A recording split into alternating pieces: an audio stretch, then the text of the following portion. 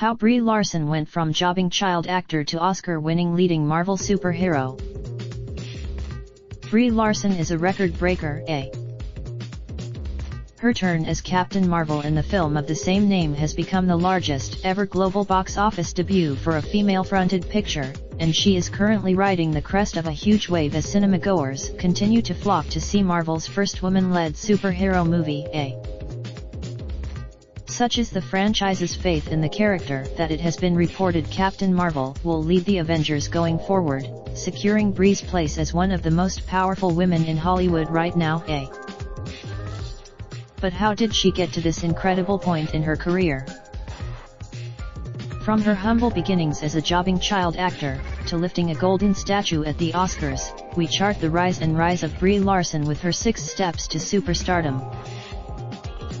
After appearing in a Barbie commercial parody on The Tonight Show at the age of 9, Brie Larson went on to score a number of guest roles on US TV.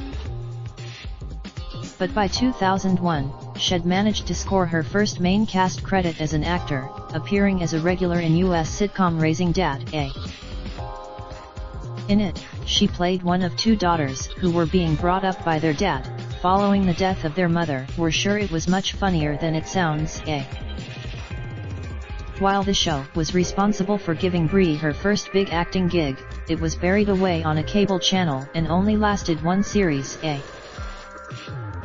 However, this did not deter the young actor, who went on land other, albeit minor, comedy roles, and a part in the Disney Channel film Right on Track. Having lost out on key roles in films 13 and Juno, Brie had actually thought about giving up on acting early into her adult life as she tried out at audition after audition. In a 2016 interview with The Hollywood Reporter, she admitted to feeling typecast, saying the smallest fraction of a thing gets you cut, and if you have any sort of sense, you realize how impossible this situation is. Sometimes, but then along came Toni Collette-fronted comedy, The United States of Tara. At the age of 19, she began playing the daughter of Tona's character, and quickly won critical acclaim from the likes of the New York Times for her accurate portrayal of teenage life. During the United States of Tara run, Brie began dabbling in theater and also landed her first film role opposite Rooney Mara in coming-of-age movie Tanner Hall. However, it is not the film Brie credits with propelling her career. That came in 2010, when she was cast in Scott Pilgrim vs. the World. In a 2013 Guardian interview, she described the film as being a big life changer for her, as while the film was not commercially successful, it developed somewhat of a cult following thanks to its overwhelmingly positive reviews. Brie won an army of fans for her performance as Scott's vampy ex-girlfriend Envy Adams, with many fansites still to this day writing about how she stole the show in all the scenes she featured in, despite only being a supporting character. Brie landed on her feet when she was cast in a remake of 21 Jump Street alongside Jonah Hill, Channing Tatum, and Dave Franco. Playing the love interest of Jonah's character marked her biggest role to date, as the film was a massive critical and commercial hit. It took over $200 million at the worldwide box office, making it the most popular film she'd starred in, as well as scoring an 84% approval rating on Rotten Tomatoes. She was understandably more than up for starring in the sequel, but her character was cut when it went in a different direction than originally planned. She told Screen Crush in 2013, "It's not necessarily my choice.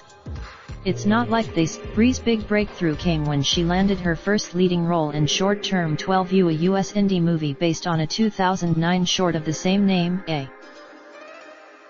While it might not have been the most high-profile gig, she won huge plaudits for her turn as the young supervisor of a group home for young teenagers. One Empire critic said that she gave a whirling dervish of a performance. While Short Term 12 ultimately did not receive any Academy Award nominations, the reviews had got Brie noticed by film bosses, with one of those being director Lenny Abrahamson, a man who would soon help set her career alight. Lenny Abrahamson soon cast Brie in his small-budget independent film, Room, based on the book of best-selling author Emma Donoghue. In it, she played a young woman held captive in a shed for 7 years, who bears a child of rape. The role was intense. When it was released in 2015, it didn't exactly set the box office alight, grossing a modest $36 worldwide. However, before Brie knew it, she'd been nominated for Best Actress at the 2016 Golden Globes, BAFTAs, Critics' Choice, SAG Awards, and the all-important Oscars. She went on to win them all. On the night of the Oscars, Brie reflected on her career journey, recognizing the ups and downs she'd faced in the 20 years leading up to her winning moment. She told The Hollywood Reporter, "I think the way you get there is by breaking it, by listening to what's happening inside of yourself. I personally had." Well, next see Brie reunited on screen with her Captain Marvel co-star Samuel L. Jackson in new film Unicorn Store. The comedy, which was actually made back in 2017, will debut on Netflix in April, and was also directed and co-produced by Brie, marking her feature directorial debut. With her now on the books over at Marvel, we can also expect to see her back kicking some intergalactic butt as our new favorite superhero, Captain Marvel. Captain Marvel is in cinemas now. Related to superheroes then and now, Microsoft guess. Raindrop, drop top smoking, no cooking the hot pot. Fucking on your bitch, yeah, that. Looking up, open the park, pot.